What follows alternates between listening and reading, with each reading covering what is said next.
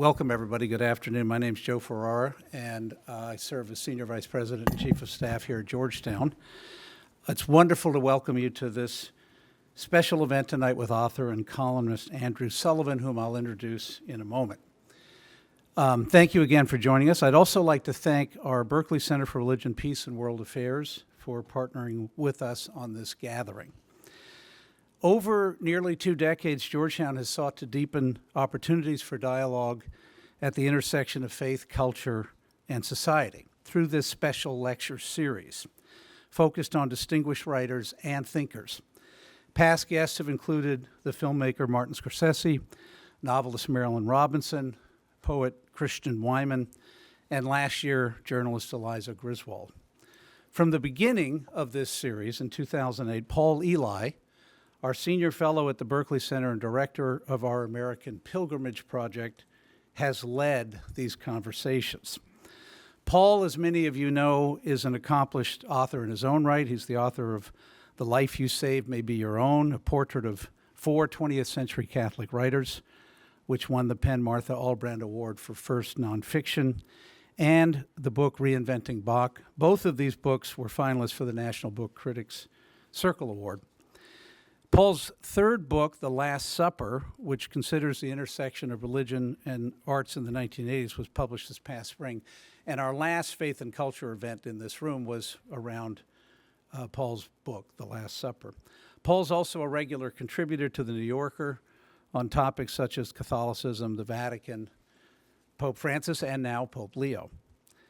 Today, Paul will be in conversation with our special guest, Andrew Sullivan, author and editor of numerous essays and articles, as well as 6 books, including Out on a Limb, the collection of writings that was published in 2021. Andrew's writings engage the cultural and political events that have shaped our national landscape. His work focuses on war and its after effects, global health crises, and 6 presidential administrations, all through the lens of faith and public life.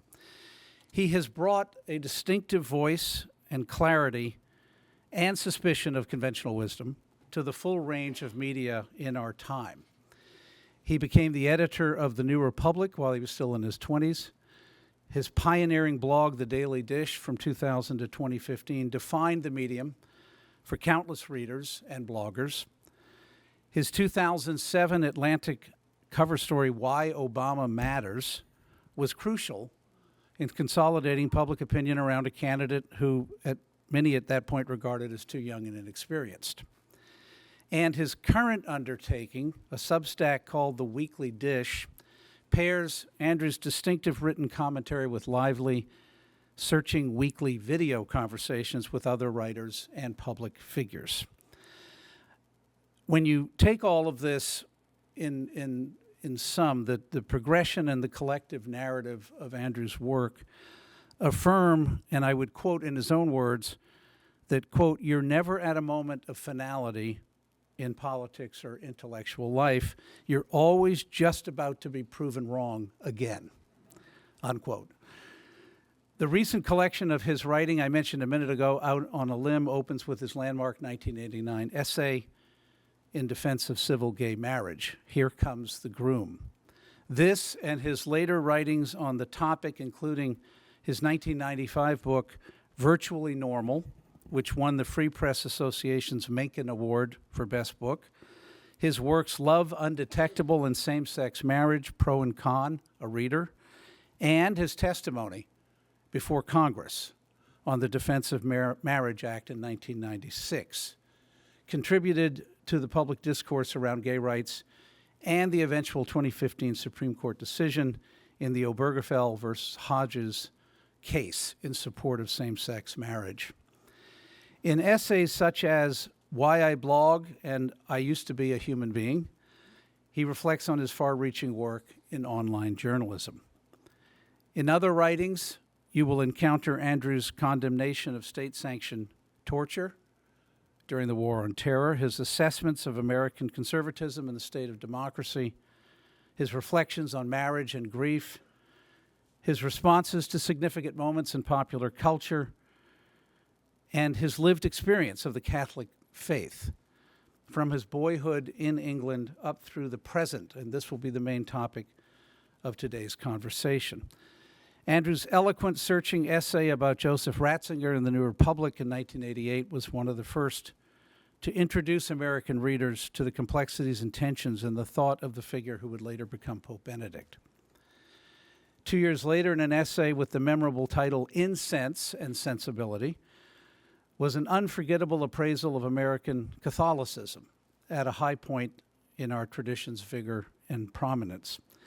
And Andrew's portrait of Pope Francis from 2013 brought out the openness, spontaneity, and fearlessness that would define the first Jesuit pope over the next dozen years of his papacy. So in all of his writing, Andrew's engagement as a person of faith in pressing questions of public life over more than 30 years invites us to consider more deeply their intersections in our own lives and in our present moment. So, Andrew, thank you again for joining us this afternoon and for sharing your insights and reflections. And let me now turn to Paul to begin the conversation. Thanks very much.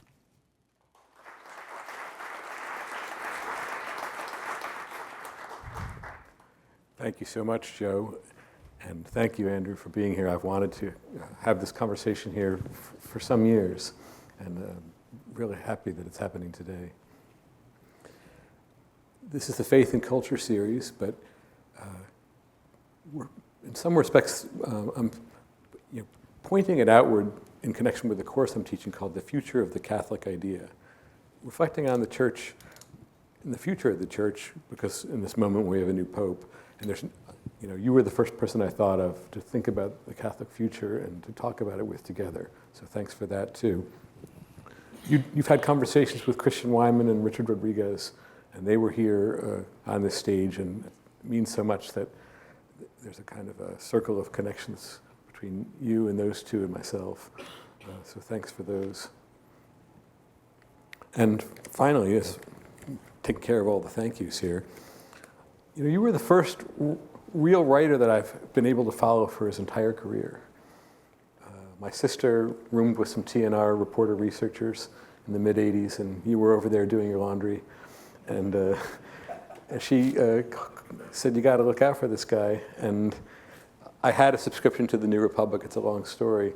So really, right from the beginning, and I've been educated by you and had you, you're like the senior when I was a freshman, where you look up to this person who's already doing his thing in the world. And it's just been incredible to watch. Thank you. I'm a little overwhelmed by what people have said, so I just want to thank you very much. It just makes me feel incredibly old, actually. I kind of in denial that a whole life has happened, and because I'm not looking back. So it's thank you very much. I'm about, I told Paul just before he got here, I'm finally going to write my book about religion, about faith. I used to call it my Jesus book, but I've had a contract for it for almost 12 years, and I kept putting it off because things happened. Well, one person happened, and that got me back into political journalism for a while. But I think I'm going to take a leave soon, and actually, so it's lovely to be here to have that Catholic beginning to try and write a book about, well, it's had various titles in my head, and one of them was just called Keeping Faith.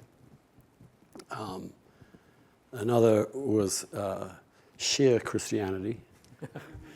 But I kind of in my head, how you have titles in your head, and you're not quite sure what a book is going to be until you get that in your head, and then you get the thing mapped out. And I pretty much got there. And now I realize I don't want any of those titles. I just want a title that says Credo, because that's really, when I think about it, that's it. I still believe.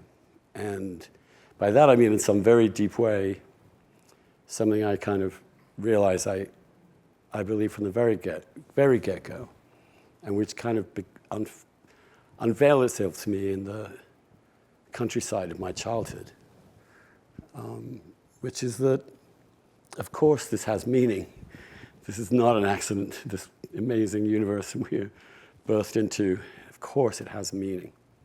The question is simply, is that meaning good or bad? And for some reason, I have been unable, despite my greatest efforts, to disbelieve that. And so it's faith despite myself, and not really in any way as a product of myself, if that's a strange thing to say. It's not something I'm aware of ever choosing. And there was only one point in my life, there were 20 minutes when this wasn't the case.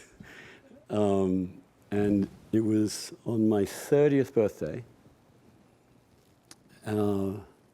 And I had just discovered that my best friend was dying, and that I had the same disease, and that therefore I may have to leave the country. And my mother was once again in a hospital for mental illness, also undergoing another wave of the horrific ordeal of bipolar depression. And I guess we all have our theodicy moment at one time or another, but at that point, it never occurred to me that God didn't exist. It occurred to me for 20 minutes that God was evil, and that was the actual alternative to the faith I had. These were good, lovely people, vulnerable people.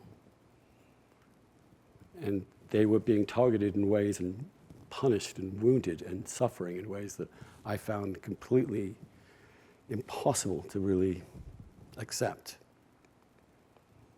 And so I was walking, I was in Provincetown, where I just came back from. I was walking to the beach for want of anything else to do that day, and I fell to my knees and felt that for 20 minutes. And then I got up. And the only way I can describe it is say, I did not get myself up. Something lifted me up and pointed me forward. And that's really where I still am. But with a great awareness of how hard that can be and how blessed I am, that it seems to be not out of it seems that it's beyond my choice. So the faith is a gift, and I'm grateful for it. I always have been grateful for it, and it got me through those years. It got me through watching so many of my best friends die very young in horrible, horrible ways, like probably more awful than most of you could even imagine. And anyway, I'm blathering now. But so when people would ask me, how are you gay and you're Catholic and you're this and you're that? I'm like, I didn't choose my faith. God's told me he's here, and he will always be here. And there are many, many times in my life I don't see that, I don't feel it, I don't even think it, but I kind of know it. It'll come back. It'll come back.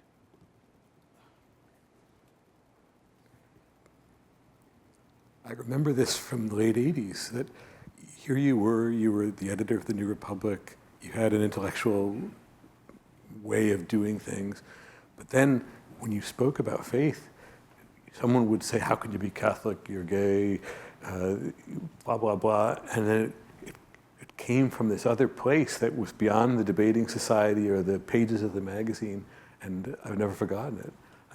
One of my best friends was Christopher Hitchens, and as you know, it's not exactly weak-willed in argument or bereft of staggeringly devastating riposts and points, and I just couldn't. I wouldn't argue with him. Christopher, it's carry on. I loved your book, God is Not Great. It did not challenge any of my core beliefs, even slightly. Even slightly. But it was a great book. If you want to go and make fun of religious people, you will have a great deal of material in front of you, and I encourage you to do it because it's good to make fun of people who are being that dumb. But you're engaged in a category error. And so it's just a category error. And I love you, Christopher. And he was very excited, I remember, because, and this will maybe, the sex abuse crisis, when it finally dawned on me that what had actually been going on, that I did have a crisis in the church. And so I kind of stopped going for a while. And it got back to Christopher that I had stopped going to church. He was incredibly excited.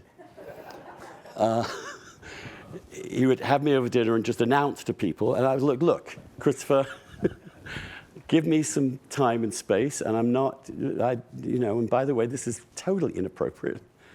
Get over yourself. And then he would say, oh, stop being such a lesbian. That's what he would say to me. And I would say, have another drink, and we would get on, So,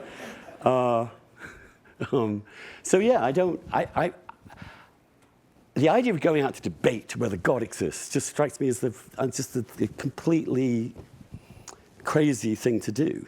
And trying to figure out, for example, how to write about Christianity, I realized I have no standing to write anything about Christianity. So all I can really have standing to do is to tell the story of how it came to me and how I stuck with it and how it's taken very different forms and moods and dispositions in my life and changed dramatically and yet come back and then changed again. I mean, it's a very complicated story, It's not, I have this ideology or this thing and I believe every one of it. It's I believe it. What does that mean? How do I believe that? When we say the Nicene Creed and you just think for a minute, what does every single thing about that really mean to me? How could I define it or elaborate on it? You realize that these are words we're using that are reflective of things that are, by definition, beyond our words. And so for me, that moment of humility in faith is what kind of was one thing that I discovered in my 20s. I was the book has the first, it's basically decades of my life, 6 chapters. So in my head, the first is enchantment, 10 years of an absolutely Elysian childhood of absolutely saturated in Catholicism in the loveliest way. And certainty, when I finessed my intellectual skills, my rather precocious brain to be able to know every wrinkle of every doctrine. And one of the weird stories of my life is that I went to school with the person who's currently Prime Minister of Great Britain, Keir Starmer. I didn't just go to school, but we were next to each other in class for 5 years. Starmer, Sullivan, we were alphabetical. And he was a passionate commie atheist. And I was a very, very strict Catholic Tory. And we did nothing but scream at each other for 5 years, sometimes very eloquently. As eloquently as 12-year-olds are? Oh, we were pretty advanced for 12-year-olds. I mean, we had it all worked out in our own little heads. And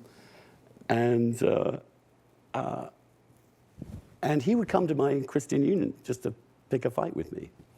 And I remember thinking back then, this is not something we're going to argue. You're not going to win a debate about this, Keir. It's wrong. Anyway, he stopped coming after a while. You had me as a guest on the Dishcast this summer, and to realize the reach of the Dishcast, to be on the receiving end, and I hear you're going to be on the Dishcast. You were on the Dishcast. And then people are quoting episodes back at me, parts of the episode. And there's one, it's got to be an hour and a half into the conversation, where you describe the day you went to see the AIDS quilt. Oh, yeah. An amazing, not the crisis of faith that you had a little bit later, but a very dramatic day in your life of faith that I imagine will find its way into the book. Well, I sort of made a decision once I moved back to D.C. after Harvard that this health crisis was happening, and so I volunteered to become a buddy. We didn't even have a buddy. There were so many people dying, and many of them, families had abandoned them. And sometimes they had a boyfriend or someone with them, but that boyfriend had checked out or was himself sick. So some of us volunteered to be that person's best buddy until they died. And which is not an easy thing to do, it turns out. And so I did that, and then I had my best friend, and I was surrounded by this thing, and they brought the AIDS quilt to Washington. This was, I'm trying to remember, it was either 93 or 87. I think it might have been 93. And I don't know whether any of you have ever been to that. Did any of you? It was laid out on the mall, and it was just these quilt panels, and it was really a remarkable thing. It was busy and noisy, and you walked onto that mall, and everyone went quiet. And it was astonishing.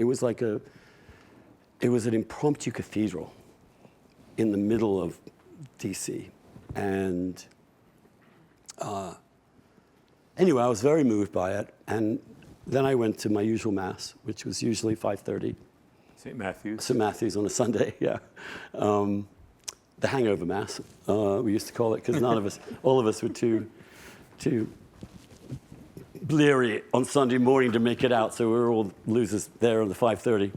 And lo and behold, the gospel that day was of the 10 lepers, I want to get this right, who had been cured, and one of them went back, only one went back to thank Jesus, I think the Samaritan. Am I getting it right? Anyway, it's something like that. Right, I'm right, okay.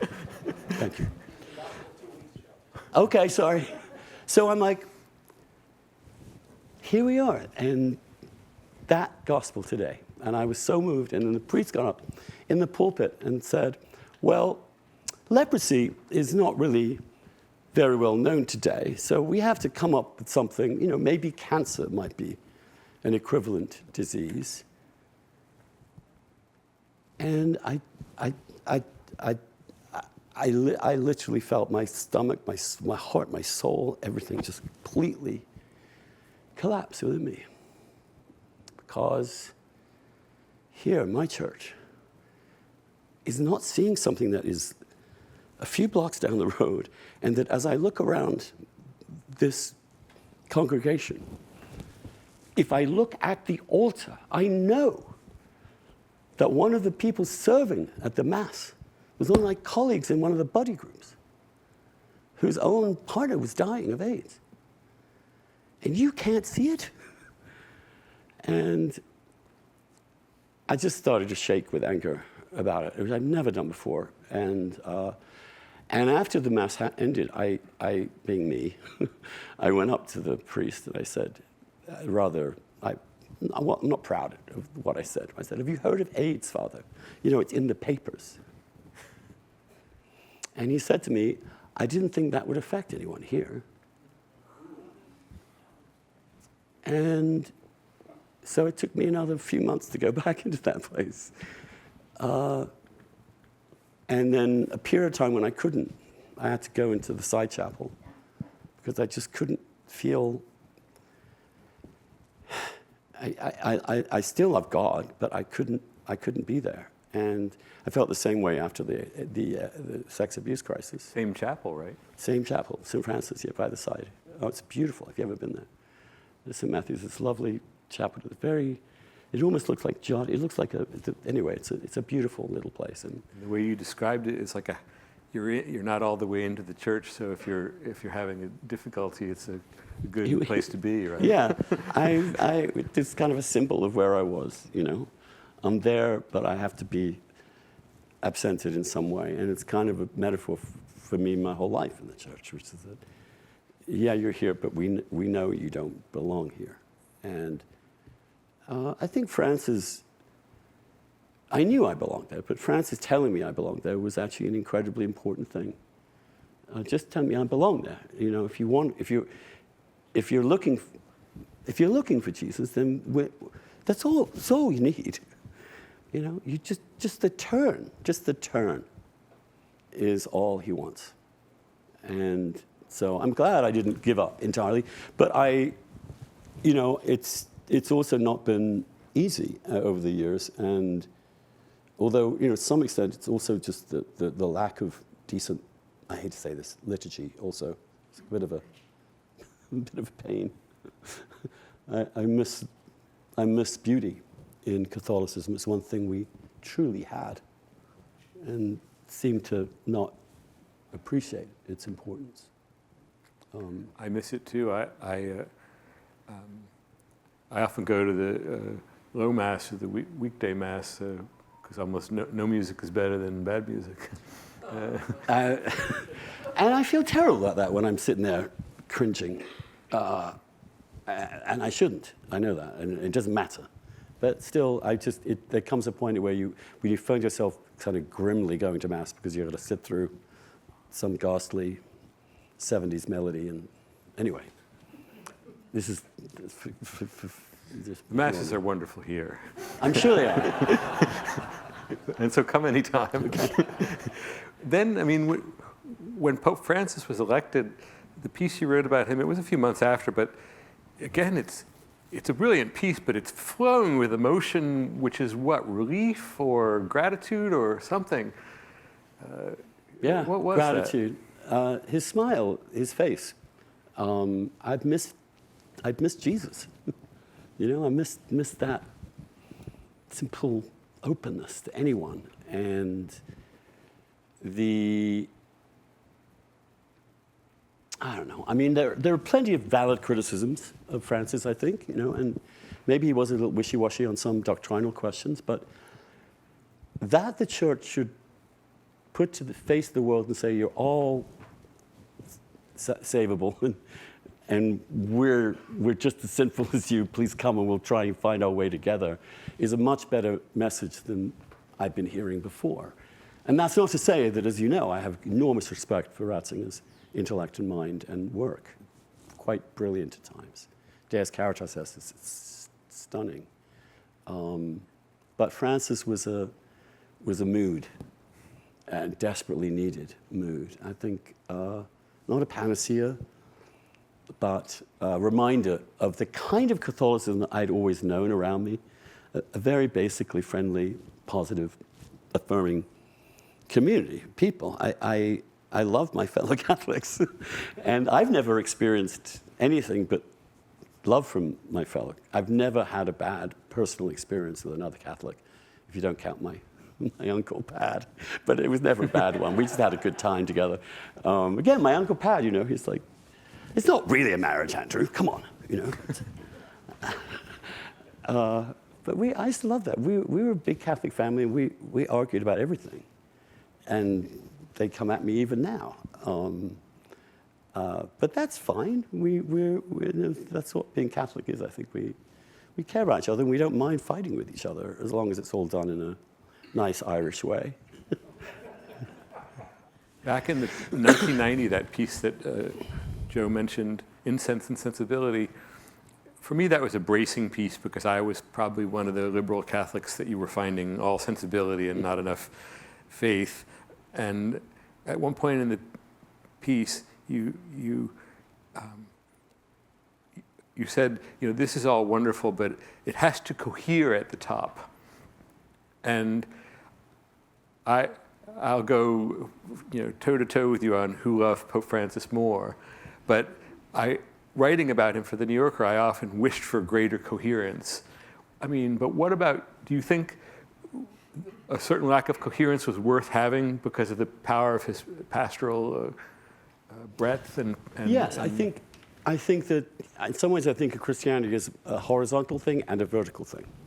And the horizontal thing is our mutual care for each other and our love and our support, and that will require a certain human messiness and compassion and love and all the rest of it. Then there's the vertical thing where the truth has come down upon us, that we haven't discovered our faith. It was given to us. It is there, and that is not something we are really capable of resolving. And so we accept that. And Christianity that works is the cross. You know, it does both those things at once. And so both are essential in my view. And I think maybe Francis underestimated the vertical, and maybe Benedict XVI missed the horizontal. And but the church is finding its way through that. We're humans, and I mean, the one thing my mother always told me about the church was, dude, first of all, our Lord will never abandon the church. That was the one thing she would always say. And the other thing she would say is that, no, this church is full of sinners. You're not worshiping the Pope. I mean, maybe he's going to be a bad one. You know, it's bigger than that. And so, and it was my mom and my grandma particularly who I mean, my grandmother in many ways who really shocked me early out of various delusions I had. My grandmother was the 7th of 13 children from Tralee in Western Ireland, and she was a cleaning lady for priests. Doesn't get more Catholic than that, really. Except she immigrated the wrong way. She immigrated to England as a young woman. Yeah. The joke in England was about the Irish is the really dumb ones came here. But no, she and you know, she had no real formal education.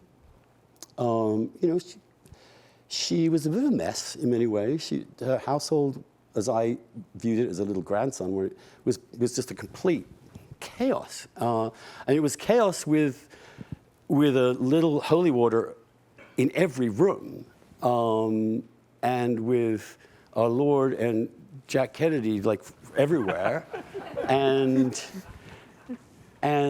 she would talk about Our Lady as if she, you know, regularly came over for tea. It was a completely familiar relationship. There was St. Anthony, there was St. Jude, there was St. Anne, there was, you know, everything was just ask, and blah, blah, blah. And she had this broad Irish accent, and when she would come with us to church sometimes, in my English, she had this incredibly loud and incredibly unvarnished Irish accent. And she would say the Our Father twice as fast as everyone else and twice as loud. And I was just terribly embarrassed by my, and then watching her, I then just watched her a little bit, and she was gone. She was there. When she looked up at the Eucharist, when she looked at the Mary's Chapel, Our Lady's Chapel, when she started and was in mid-rosary, when she got going, I was like, she knows much more than me. It was the first recognition of this little smart aleck English boy that he didn't know everything. And in fact, this was the key. She was so happy all the time, totally carefree. And she came to live with us as she got Alzheimer's, which was also hard. But even through the Alzheimer's, through her calling me to my brother's delight, Nellie, after her sister, which is the best day of my brother's life. It still reminds me of that. She still had that effortless carefreeness, and she would sing this hymn, a favorite hymn, which was, Lord, for tomorrow and its needs, I do not pray, but keep me, love me, guide me, Lord, just for today. And she would just go around the house like singing that to herself. And I was just like, well, I don't know what religious faith is, but if it's this, I really like that. And I realized the life of the mind is really important, but it isn't what gives you faith. So she was, and I feel her presence often. And I hear that tune often. And when we buried my mom last summer, that was the hymn that we concluded. And it happened we buried her on August 15th. My mother's called Mary, and she was devoted to Our Lady. Both she and my grandmother were just devoted to Our Lady. Jesus was sort of a minor figure in the great drama. I'm joking, but you know what I'm talking about if you're here and you're Catholic. So that was very moving for me to see my mother buried in that day. These are things that our faith gives us, you know. Like I was in the church that I was in when I was 5 years old, burying my mom. And some of the pallbearers were people who were altar boys with me when I was there, when I was 6 or 7, 8, 9.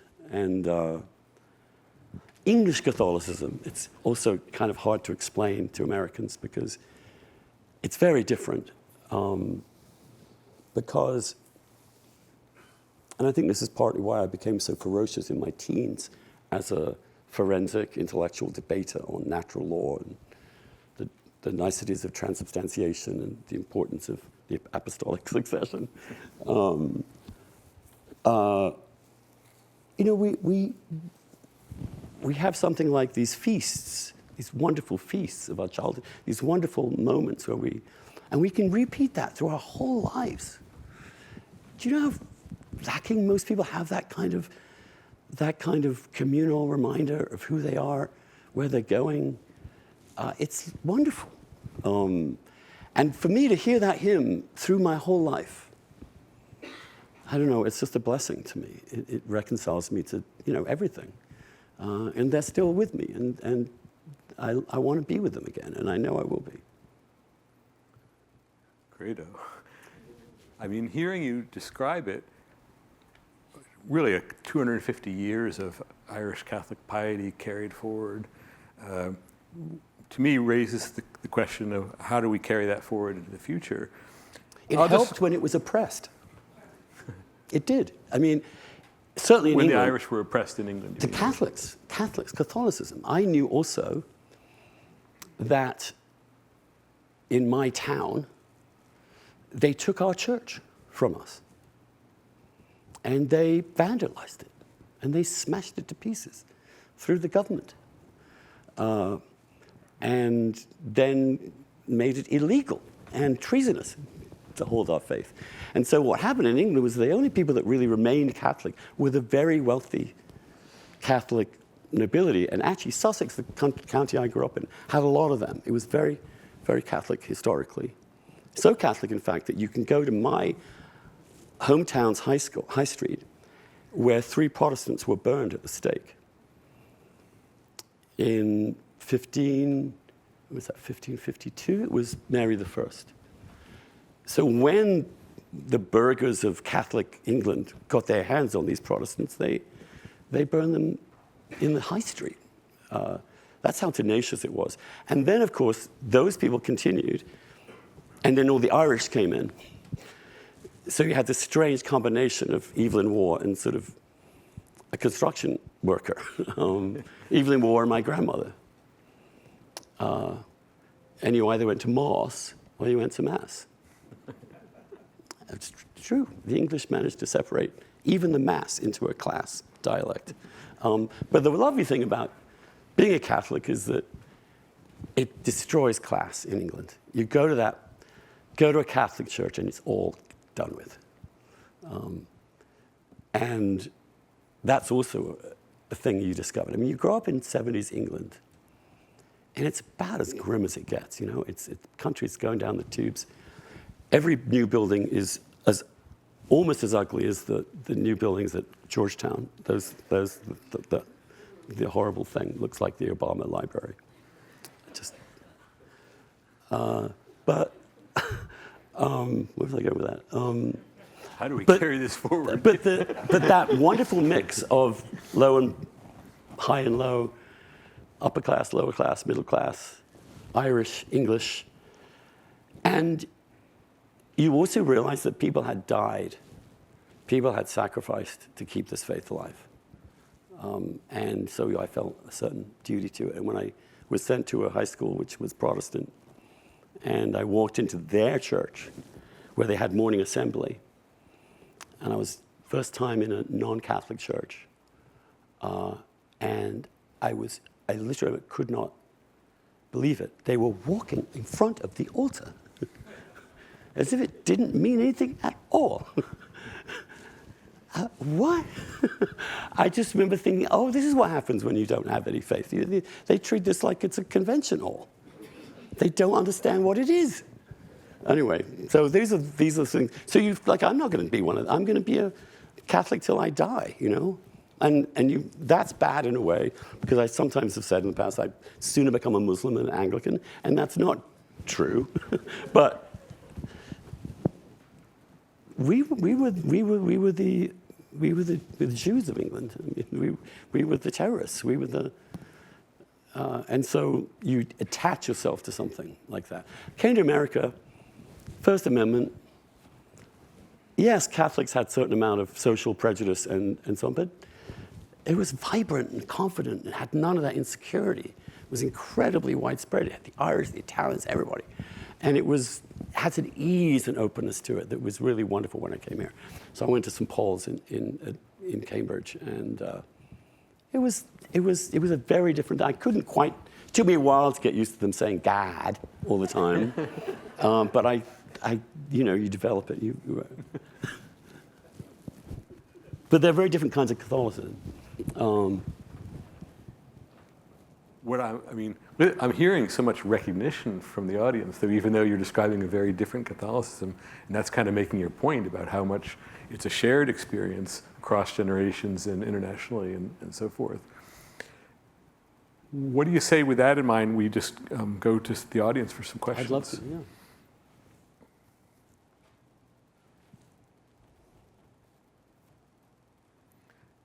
In the front here. Thank you. Thank you so much, Andrew. I've been following you since the New Republic, Bill Maher show, The Dish.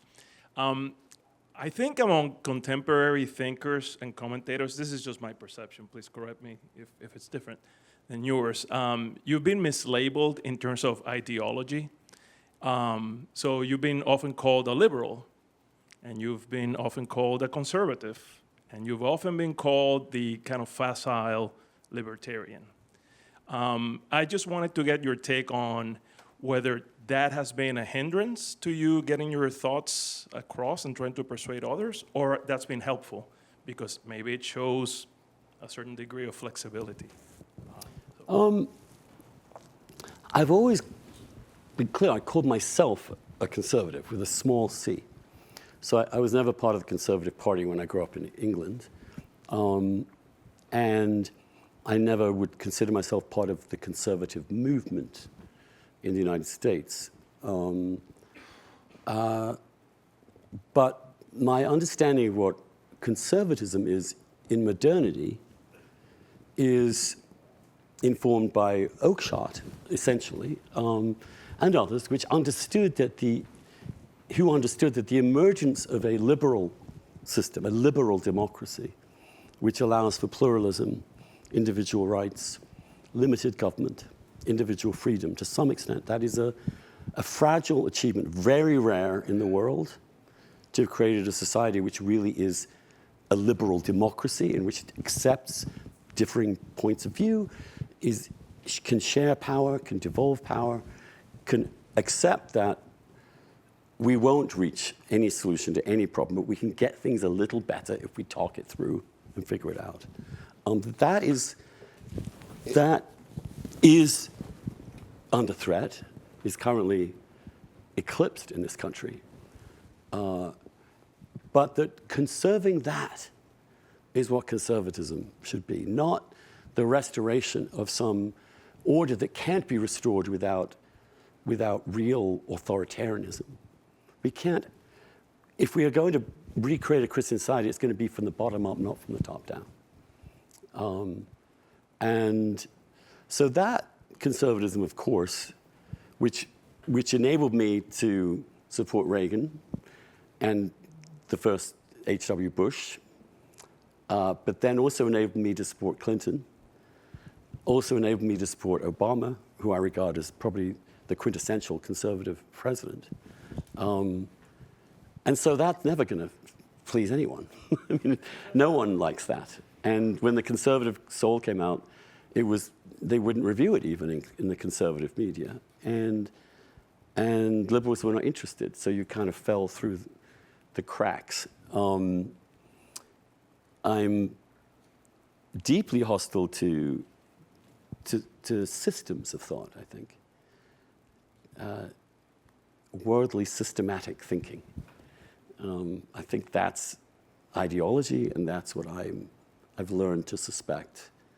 And the other thing I've learned just as someone trying to figure out the world is that the other key conservative idea is that humans are fallible, which means that we're going to get things wrong all the time. No one has a monopoly of truth, and therefore we're going to have to accept an imperfect world, an imperfect system. But it's much better than a perfect one, because a perfect one will be much more dangerous. And the perfect one might have been constructed upon the obliteration and evisceration of certain views and certain people that we don't want to. We want to allow to continue. So when I see certain things, like when you see the rise of critical theory as the fundamental philosophical basis for the left, I am extremely concerned. And when I see conservatism become essentially a cult around a cultish leader, which is what conservatism would tell you to. First, people would tell you, don't buy that shit, we'll be conservatives. Then I realized these words in terms have ceased to really mean what they're supposed to mean. But I will not give up the word conservative. That's why I use the conservative soul. That's why I wrote it to say, this is what I mean by it. Now, it means that you don't fit in. So anybody who reads me is going to be at some point irritated, usually sooner rather than later. And they're going to like me in some ways, and then they're going to really not like something or other. And the temptation, and certainly, is to find the crowd that's going to like you and love you. And it's particularly hard as a gay person, because I do not support, and never did support, anything but civil and simple equal rights. After which, done. Let other people have their own views. Let people, any religious views, express them. The attempt to force a particular ideology around that onto everyone is anathema to me. And so I was often critical of some gay things. I was critical of outing people during the AIDS crisis. I once gave a talk saying the goal of the gay rights movement should be to shut itself down. Once it had achieved its core goals, which we did and have done for over 5 years now, maybe 10 years now, the attempt to then launch a Kulturkampf on people who don't agree with you, I'm out. So they're not going to like me, and the conservatives are going to accept me because I'm a gay. And, after a while, you're just like, well, what am I going to do? This is me. I can either lie or contort myself to please one group or the other, or I can try and make a living. And the truth is, it became harder and harder to make a living for a while there, when the orthodoxies became very hardened, and I was gotten rid of. But thanks to the independent media, which I've been working on for 25 years, now I don't have to. So I don't know what label you put. I'm interested in if you have arguments that help dissuade me from where I'm at, if you have a good one. Every week on The Dish, I make a real effort to put a dissent of the week. Instead of having crazy internet comments just being horrible to each other and to you, we select the smartest, best counter arguments to what I said the week before and make me read it, swallow it, accept it, or rebut it, you know? And I think, so I've managed to, however idiosyncratic it is, to actually make a living at it. And that's a fantastic, I mean, I live in a free country. I've been able to write whatever I want. And now they actually pay me for it. I think it's all amazing. And we're in an era now where you really don't have to be controlled by an owner, a proprietor, someone with an advertiser, with people with different agendas. You can just reach a reader directly now. They pay you $5 a month. I'll write you 4 columns, give you 4 podcasts, give you 4 window view contests for that. And you try canceling me. Oh, if you don't want, you just don't have to subscribe. Go away, fine. But no one can cancel me except myself. And that's a wonderful feeling. So we actually have potential for more complicated, more nuanced, more interesting thought out there in a culture that is fast becoming, you're either this extreme or that extreme and nothing in between. So we have the tools to end this polarization, to actually argue as a counter to the screaming. And I'm just confident, as long as they don't take the First Amendment away, that we'll survive doing that. It means a revolution in many ways, but I'm very grateful that I've been able to do that. And I think of it as a privilege that most writers in almost all times and periods have not had. That's truly the case. Yep. Would you call Pope Francis a small c conservative and the Michael Oakeshott focus on realities are greater than ideas? What do you think about that?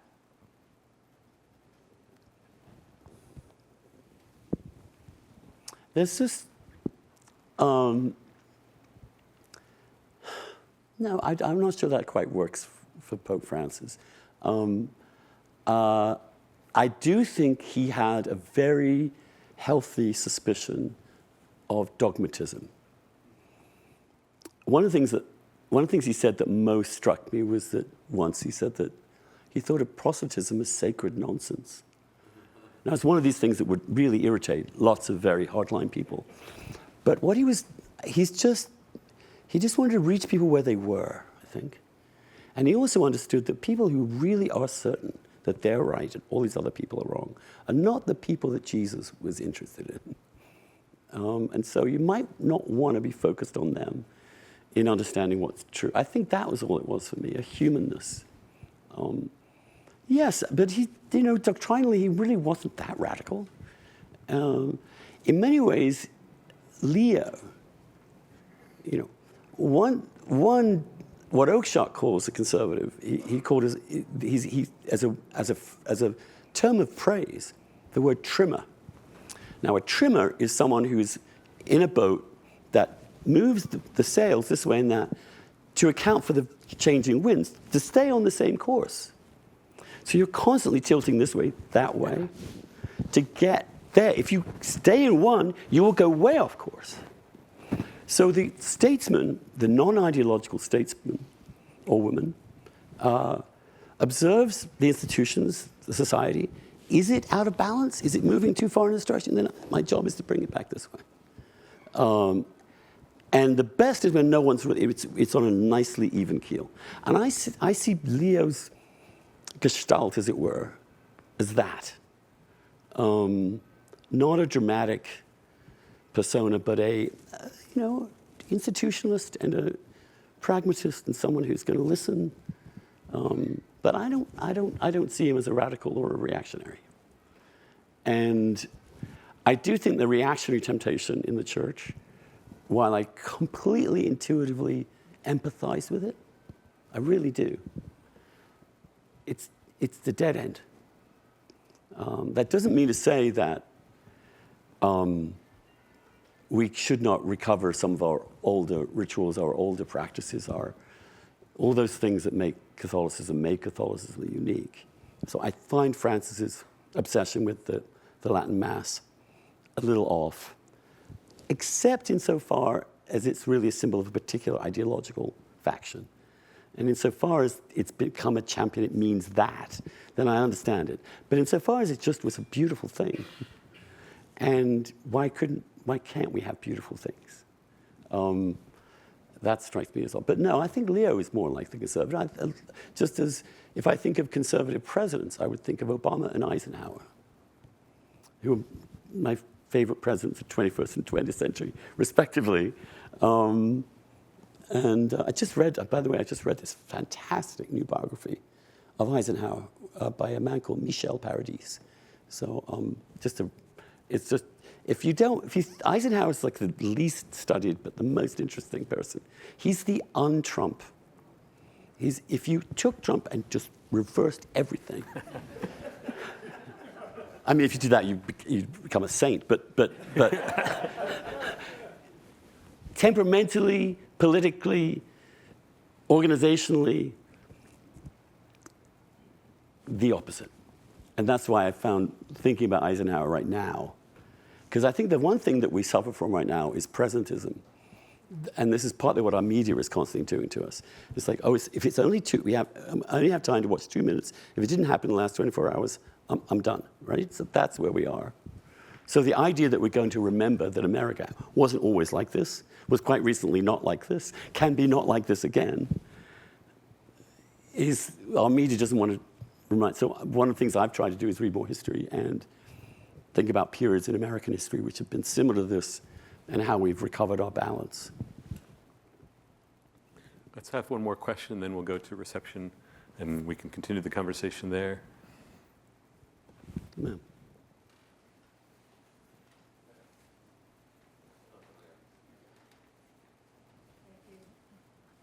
Does that work? Thank you. Let's see. When you think about the future of the Catholic Church, do you see women priests in it? As a prognostication or as a hope? I have never had a problem with women priests at all. But, I don't mean to say but, really. On the other hand, there is a very, very, very strong tradition of the male priesthood in the Catholic Church, and the celibate male priesthood, for that matter. I would happily have married priests and women priests. Do I think that's going to happen? I doubt it.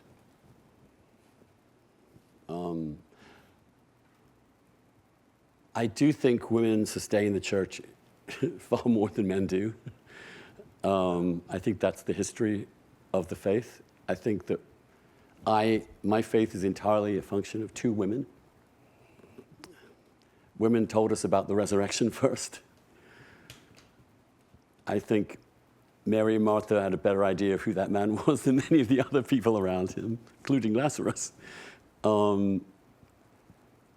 So I think the charism of women in the church is incredibly important, and I revere it. And I have no problem, but I can't predict that, and I am a traditionalist in some ways.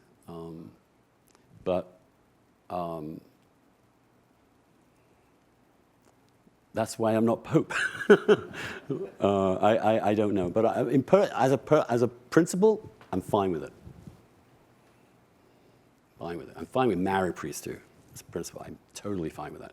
And I do think that prohibition, along with a bunch of other stuff, led us into this hideous culture that destroyed so many lives and destroyed so much faith.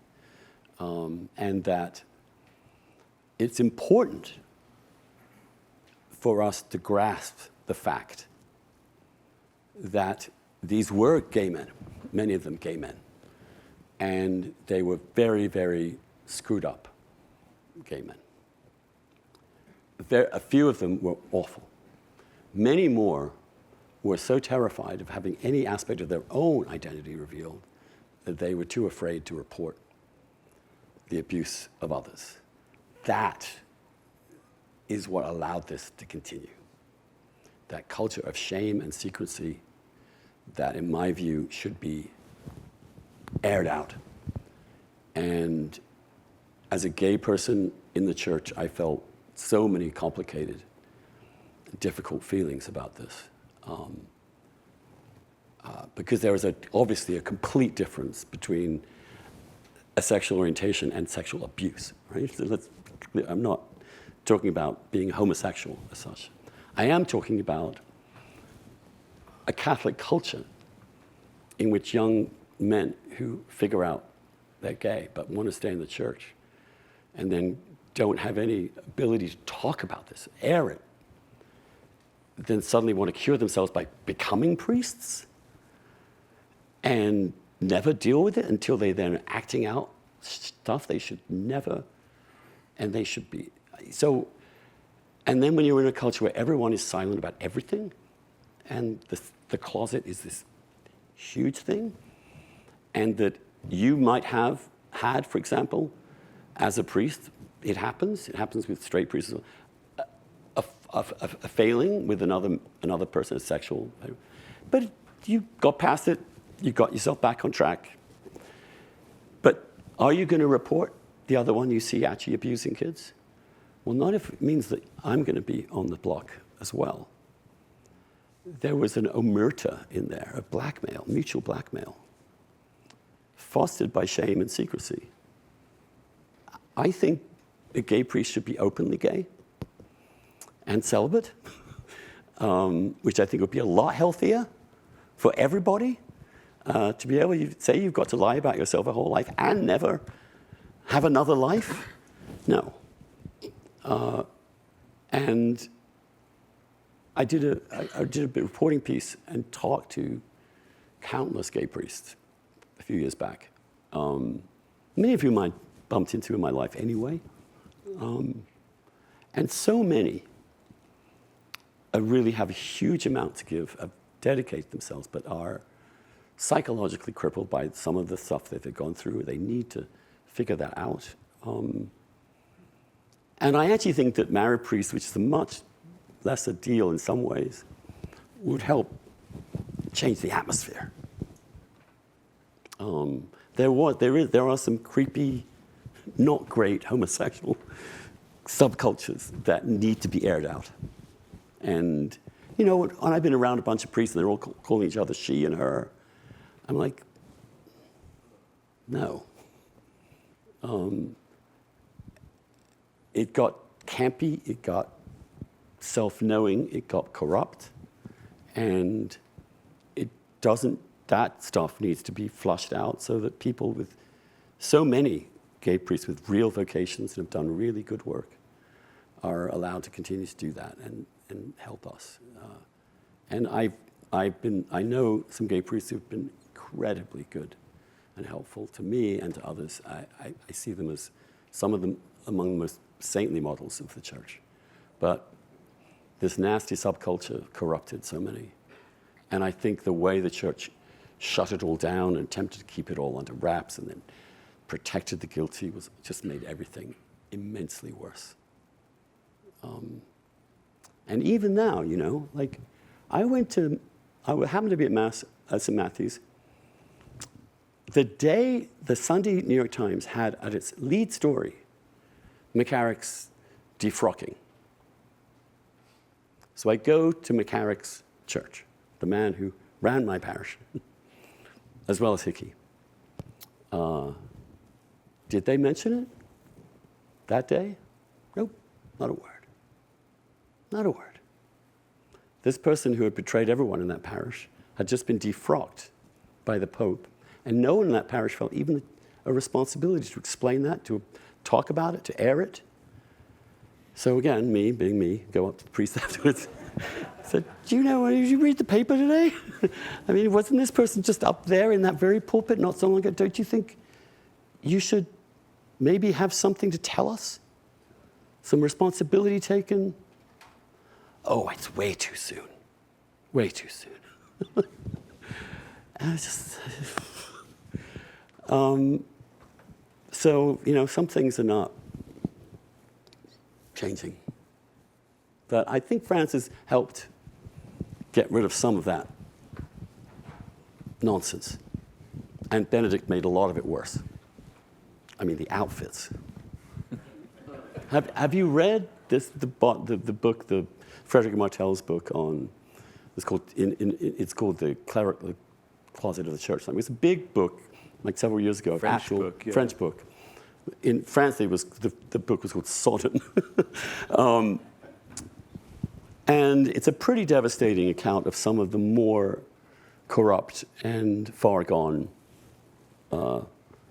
people for whom the church becomes this sort of drag show almost. And it's not good. And when Francis was offered the Liberace outfits that his predecessor had worn on many occasions, and this is the story we're told when he became Pope, and he had this put on him, he said, what is he? It's the Carnevale è finito.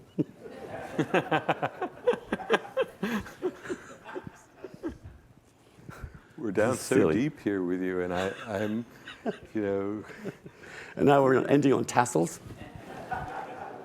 I guess, but you wrote a couple of weeks ago about a crisis of attention in our culture, and I read it thinking, I hope we don't have that crisis at Georgetown. But we definitely don't have it right here, right now. Like, you've got us. We're all totally tuned into what you're saying, and whatever you're doing in your Substack, you're getting deeper and deeper as you go, and I'm feeling it right here talking to you. So thank you. Thank you. I hope I'm going to try and put some of that into this book. Can't wait to read it. I'm ready. We were talking earlier about what it's like to write a book. And I think of it like I think about writing everything. It's like a vomiting. To me, it's a highly unpleasant process. Writers don't like what they do. We hate it. It's like an agony. You're putting this stuff out there that's awful. Immediately you read it. I hate that. I do. You agony. But there are some things that are going on in my head that I'm thinking about, and I've been thinking about this stuff since I was born, that there comes a point at which the nausea of all that building up, not being released, just becomes too much to bear, and you have to get down and just, and then you figure out what you had. You try and organize the vomitorium in advance, as it were. So I got this theme, that theme, that theme, that theme, that theme, and then you just have to go for it. And it's always the last thing you want to do. The last thing a writer wants to do is actually write. It's agony, right? Do you have this feeling?